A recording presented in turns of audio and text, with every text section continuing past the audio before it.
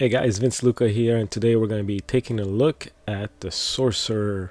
We're going to go in depth in the skill tree, and we're going to take a look at the overview here. So first off, we have Frost. Frost chills enemies, reducing their movement speeds, and can also freeze them, causing them to be unable to act.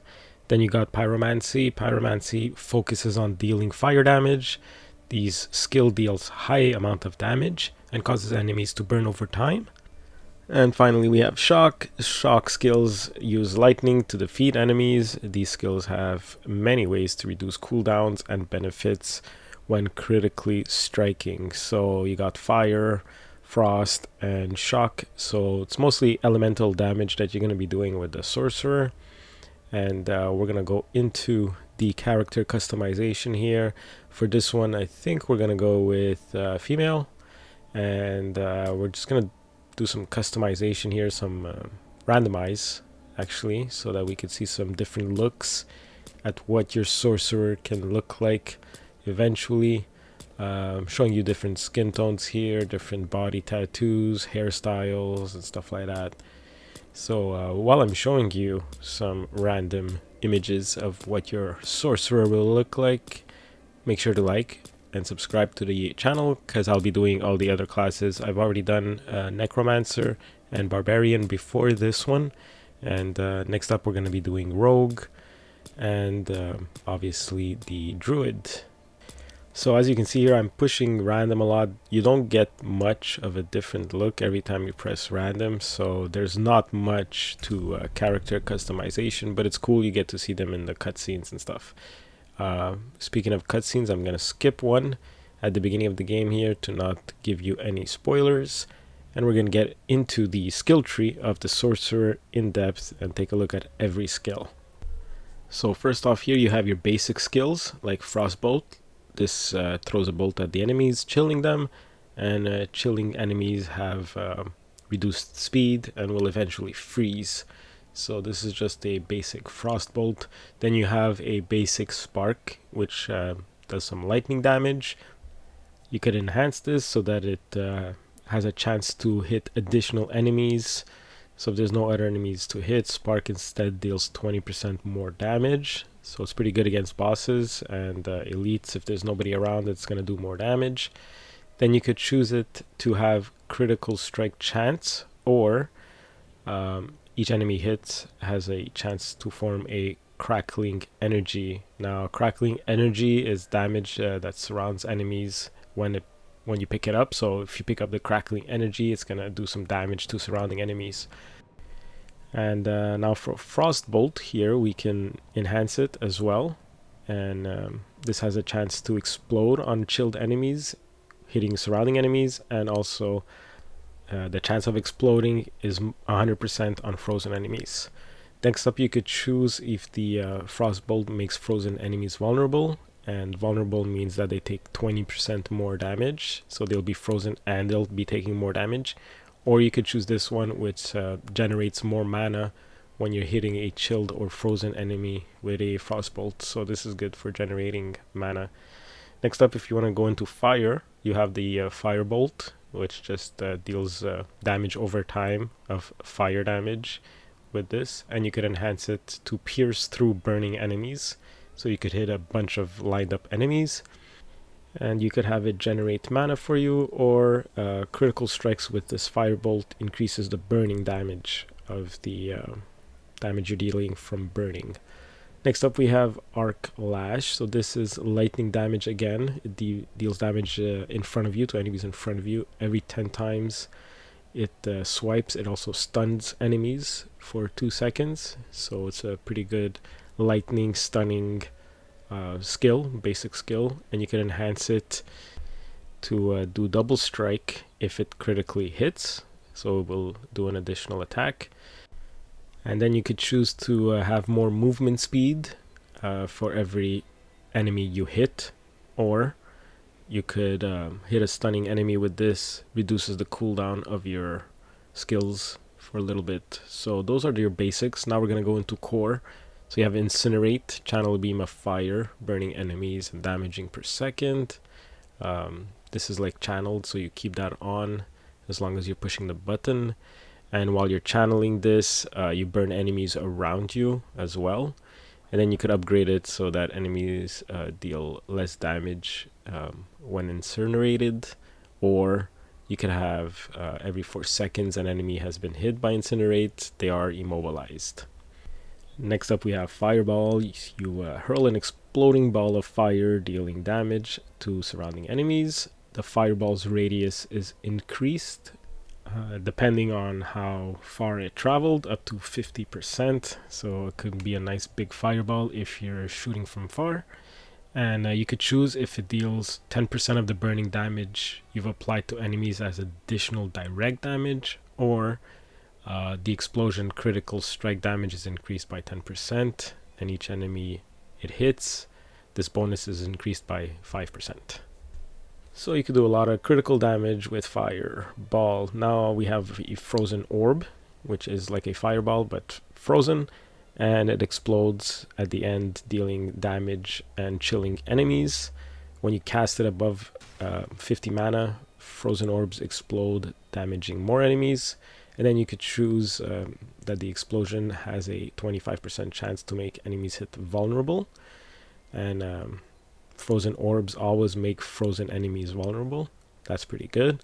So if you're freezing a lot of enemies, they'll all be vulnerable and they'll be taking 20% more damage from you and your party as you're freezing them. So I had a lot of fun with this one. Actually, I was using it a lot in the beta. And if you cast it right away when you have a lot of mana, it does more damage. And you could have it also restore some mana instead. Then we have Ice Shards. Launches 5 shards that deal damage and increase damage to frozen enemies. You have a chance to ricochet to another enemy with the Ice Shards, and it always ricochets off a frozen enemy. Then you could choose, while you have the barrier active, casting Ice Shards, treat enemies as if they were frozen. So you could have an ice barrier, and then when you cast this, all enemies are basically treated as frozen. Or hitting an enemy with 5 Ice Shards in a single cast makes them vulnerable. So that's really good against bosses. We have some passives here. Your maximum mana is increased. You could put points in these. These are not skills. They're just active. They're always there, basically passive. This one makes your core skills deal 4% more damage if cast above 50 mana. Then we have the skill Chain Lightning. Unleash a stream of lightning that deals damage and chains between enemies. The chains can increase your critical strike chance per enemy hit. And if Chain Lightning bounces off you, the next hit deals 25% more damage. So that's a pretty good buff. Or when Chain Lightning critically strikes, it has 25% chance to form a crackling energy. Next up we have Charge Bolts. Release 5 bolts of lightning that course along the ground in an erratic pattern. So it's kind of, you don't really need to aim when you're shooting this. It just goes everywhere. Hitting the enemy at least 3 times with the same cast releases a lightning nova, dealing some damage. And Charge Bolt deals 24% more increased damage to stunned, or hitting an enemy with charged bolts reduces their damage dealt. So you could choose if you want to have them deal less damage to you when they're hit by this lightning. Next up, we're going to look at some defensive skills. These are like barriers, teleports, and stuff like that to save your ass when you're fighting a lot of crazy elites or bosses. So you have a flame shield here. You engulf yourself in flames, and also gaining movement speed while it's active. You could gain a reduced mana cost with flame shields, or Flame Shield heals you when you have it active. So that's pretty good defensive bonus there. Teleport, transform into lightning, becoming unstoppable and surging to a target location. Unstoppable means you can't be controlled or impaired or anything like that. Teleport's cooldown is decreased up to 3 seconds per enemy hit. And after teleporting, you could have damage reduction for 5 seconds, or for 4 seconds after teleporting, crackling energy hits 2 additional enemies. Those are those things that are on the floor that explode into lightning damage. You could have a glass cannon passive here, so you deal more damage but take a little bit more damage. Or you could have elemental attunement. Critical strikes have a chance to reset your cooldowns of your defensive skills, so it could be a bit more tanky. Then we have ice armor here. A barrier of ice forms around you, absorbing 30% of your base life and damage. So basically an ice armor that protects you, and while this ice armor is active, you generate a lot of mana. Then you could have it damage against vulnerable enemies, make your ice armor better, or enemies you hit while you have the ice armor on have a better chance to become frozen for 3 seconds. Next up we have the Frost Nova. Unleash a torrent of frost, freezing enemies around you for 2 seconds. Killing enemies frozen by Frost Nova reduces its cooldown by 2 seconds. Then you could have it make enemies vulnerable for 4 seconds. Even against bosses, so that's pretty good. Or Frost Nova generates 4 mana per enemy hit. So you get to choose between those two. These are some passives here. Next up we have Conjuration, so Hydra. You could summon a 3-headed Hydra, each one spitting fire at enemies. This was in the other Diablos, I think, so you know what this is if you've played Diablo 3. While you're healthy, so while you have 80% of your life, you can cast Hydra an additional head. Hydra also burns enemies for an additional 12% of its base damage over 6 seconds, so it burns even more. After you critically strike, your Hydras gain 30% critical strike, so that's pretty good if you're doing a critical strike fire sorcerer. These Hydras can be pretty powerful. Next up we have Ice Blades, so you conjure a pair of Ice Blades. They slash enemies, dealing damage, and they also makes them vulnerable. You could have the Ice Blades cooldown reduced for each enemy it hits that is vulnerable. You could have them gain attack speed or a better cooldown for your other skills. So you get to choose between those two.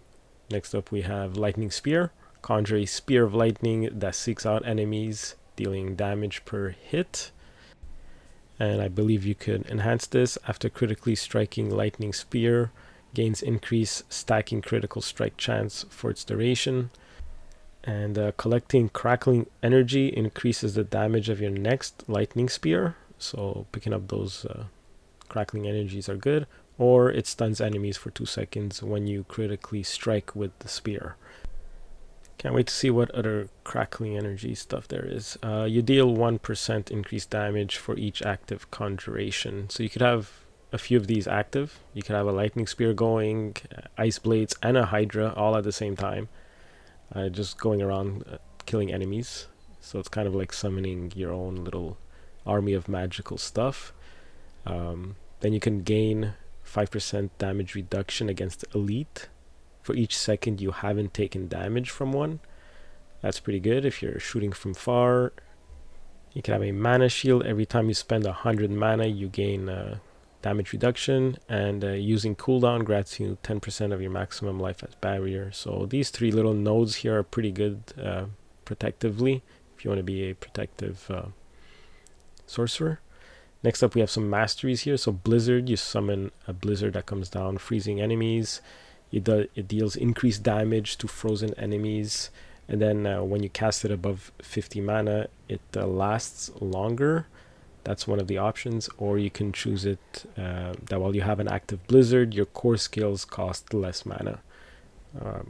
I would go for the other one if I was doing a blizzard sorcerer. Then you have Meteor, summon a meteor that strikes the target location, kind of a bit like Fireball. If it hits 3 or more enemies, there's a chance of an additional meteor that falls on the same location. That's nice.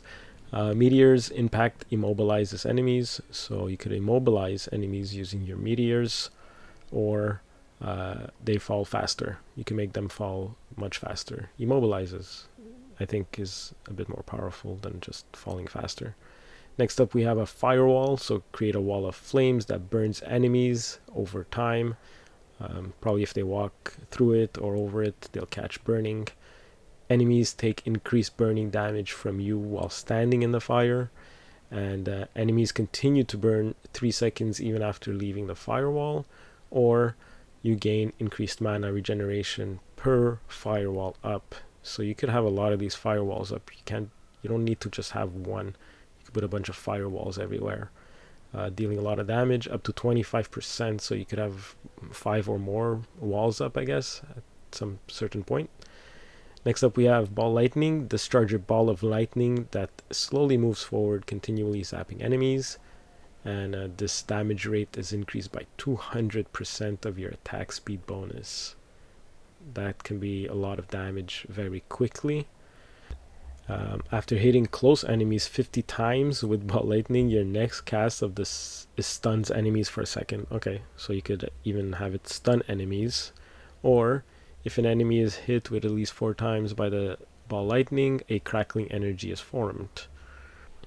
And let's take a look at some of these passives here. Up here we got your barriers have increased duration. While you have a barrier, you apply more chill. And frost skills have a chance to instantly freeze. That's pretty good. Or your fire skills increase damage, increase while you're healthy. So 80% more of your life means that you'll do more damage with fire skills. Increases your critical strike damage against burning enemies. If you're also immobilized, this bonus is increased to 25. Your pyromancy skills have 5% chance to immobilize. This chance is double while you are healthy. So those 3 nodes there is for fire. So this is probably going to be for electricity. Shocks have a chance to form crackling energy. Every time you stun an enemy, you deal lightning damage to them. And absorbing crackling energy gives you mana as well. I'm really curious for this crackling energy build that a lot of people are going to be doing. Next up we have the ultimates, Deep Freeze. So these you can only have one of.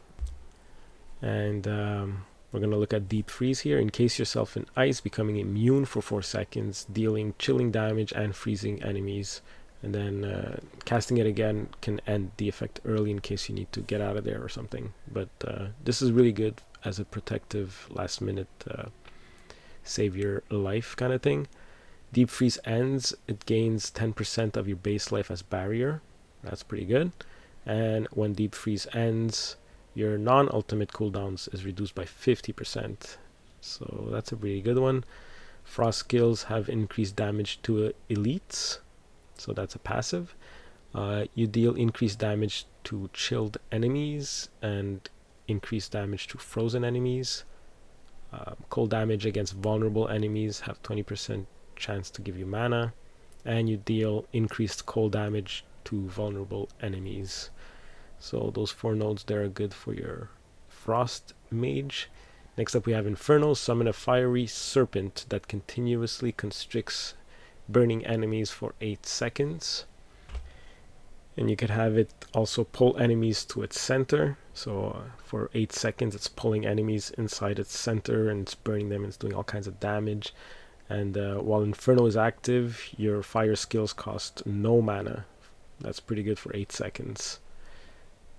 Nothing costs any mana if you're doing fire. Anything you do that's fire costs no mana at all for 8 seconds. So how many like meteors can you throw and fireballs and stuff like that? I guess there's still cooldowns that you have to deal with. So even if you have unlimited mana, you're still gonna have cooldowns to deal with. Next up, these are some fire passives. So you deal increased burning damage to enemies for each second that they are on fire. Every second you heal a percentage of your health based on nearby burning enemies. Healing is also increased if you're fighting a boss. And after standing still for 1.5 seconds, your fire skills cost 5% less mana. So if you stay in position and you're just shooting meteors and everything while standing still, things are gonna cost less. And you could put more points into this. So like you can see 0 of 3. So if you put 3 points there, it's probably gonna give you like more mana back. Next up we have Unstable Currents, another ultimate. Lightning surges within you for 10 seconds. Whenever you cast a shock skill, a random core, conjuration, or mastery shock skill is also cast. This is a fun one as it's random, so you never know what you're going to get. You can have it increase your attack speed as well by 25% while it's active.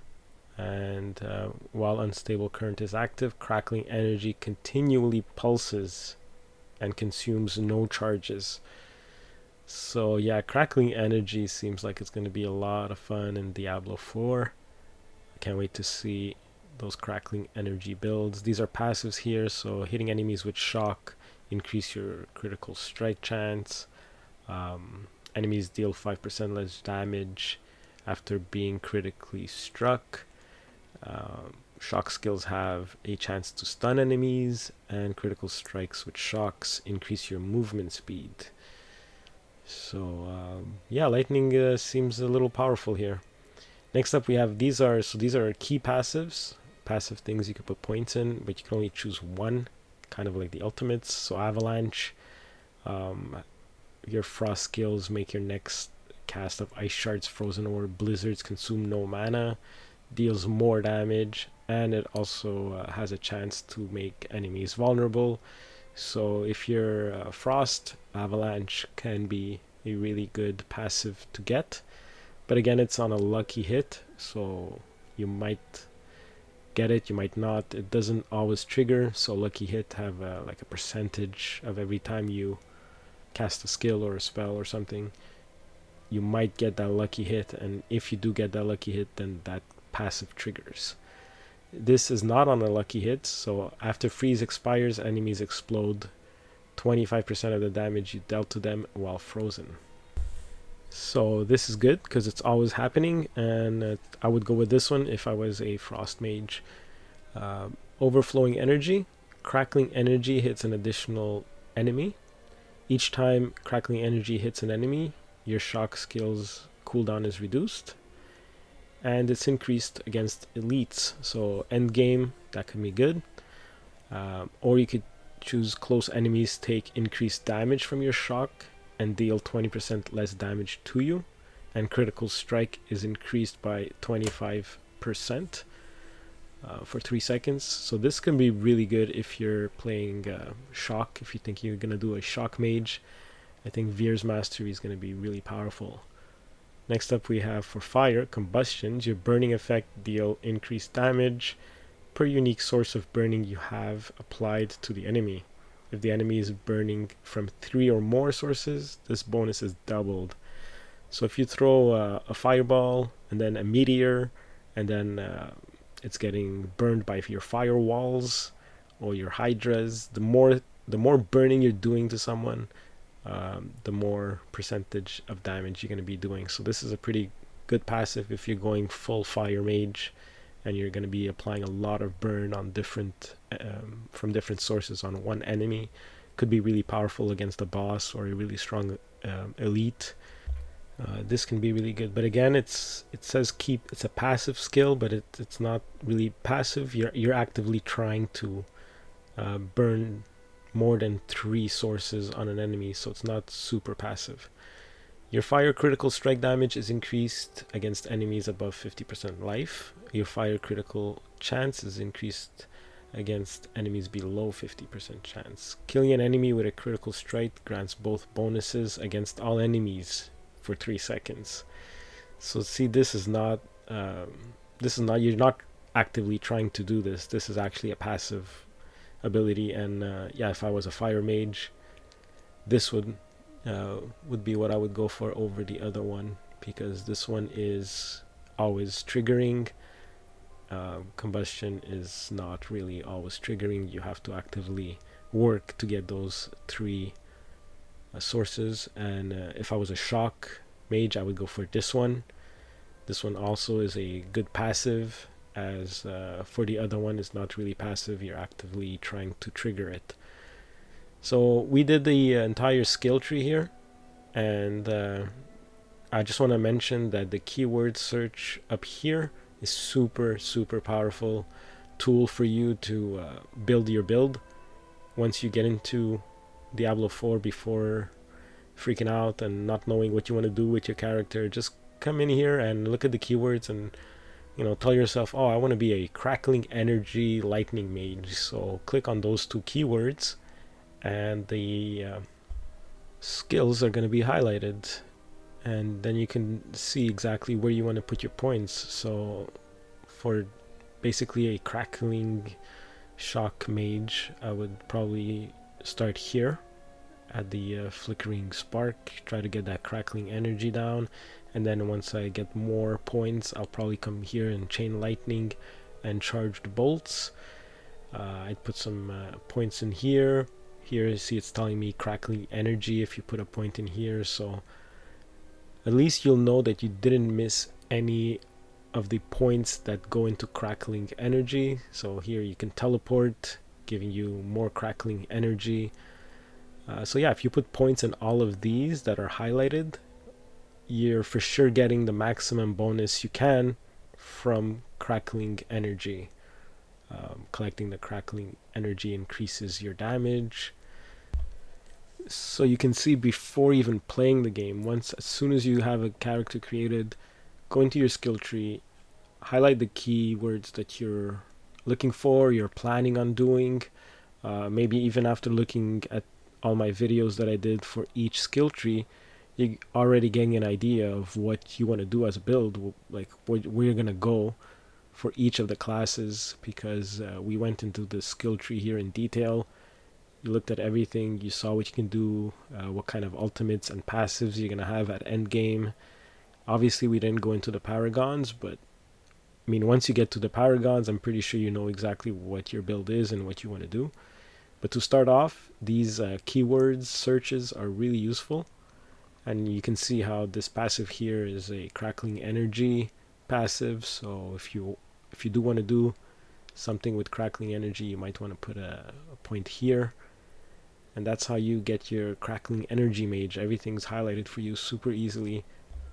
So the keyword search is your friend. Let's see if we could try to do a fire mage here, just with a few keywords. Let's try maybe burn and maybe something else, or we'll just leave it at burn. Let's say you just want to know which skills and passives deal with burning enemies. So everything's highlighted here for burn.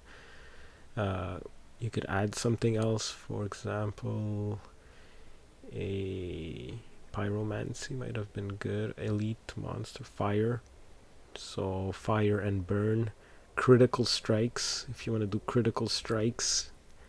I know a lot of these glass cannon players want to do critical strikes and don't care about any defense whatsoever. They just want to burn enemies while doing some critical strikes. So here we have some fire skills that also do critical strikes, all highlighted for us, so we know exactly where to go with our points. This is especially useful for your passive skills like this one, Devouring Blaze. It increases your critical strike against burning enemies. Here you see that there's 3 of them that have to do with burning, and you have 3 passives, but you can do the fire one here. You have both of them that are highlighted, so you know that those are going to be useful. So yeah, hopefully this video helped you look at a sorcerer and what they can do. They can conjure different things. They play a lot with different elements. They drop crackling energy. You could be a glass cannon, do a lot of damage without even moving, and the more you don't move, the more damage you do make. So there's a lot you can do with a sorcerer, and if you want to take a look at all the other classes that I did, go check out my channel and subscribe and hit the notification to see the other 2 that I'm going to be doing. Thanks for watching, and I'll see you next time.